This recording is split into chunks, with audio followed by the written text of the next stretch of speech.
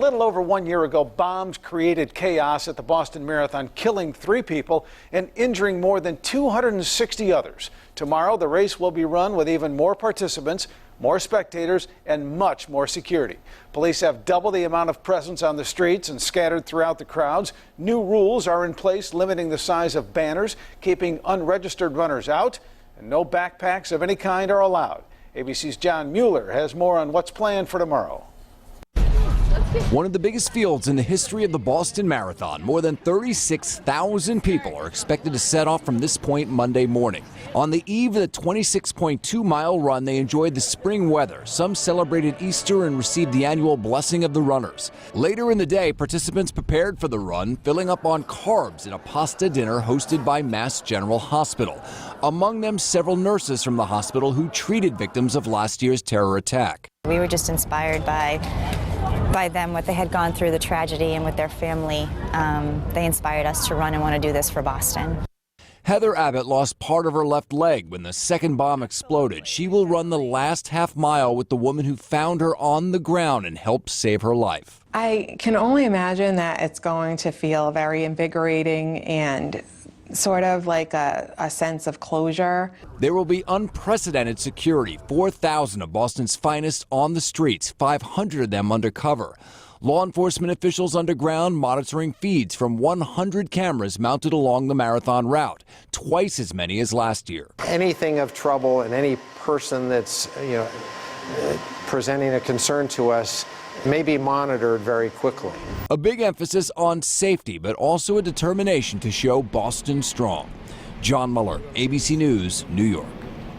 Now, a lot of Hoosiers are in Boston tonight, ready to run in tomorrow's marathon. Some who witnessed the traumatic aftermath and expect that the race will be very emotional.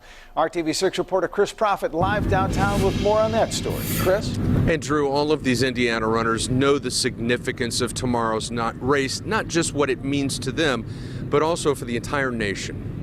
The one-year anniversary of the Boston Marathon bombings this week, somber and poignant. You've become the face of Americans' resolve for the whole world to see. They know your pride. They know your courage. The 2 bombs that exploded near the finish line injured more than 260 people and killed 3. Matt Gutwine of Indianapolis was among the field of runners, and he's back in Boston for Monday's 118th marathon. It remains emotional today. There's not a day that I don't think about that event and what happened.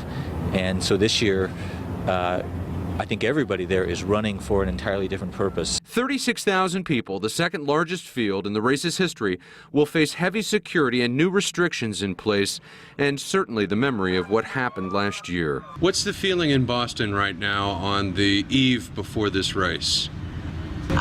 Boston is buzzing. There's a real feeling of excitement and celebration. Carolyn Riggs from Indianapolis is now an attorney in Boston and will run her first marathon as one of 50 runners chosen to be part of One Fund Boston, a charity formed to raise money for the bombing victims and their families. First marathon since it happened, and a cause that's been so successful, to be a part of it and to raise thousands of dollars and see exactly the type of impact that my efforts have made on a cause that I'm so passionate about, and it's been a real incredible experience that I'll never forget. A marathon that's become much more than just a race, as thousands of people are about to celebrate and commemorate the world's premier running event.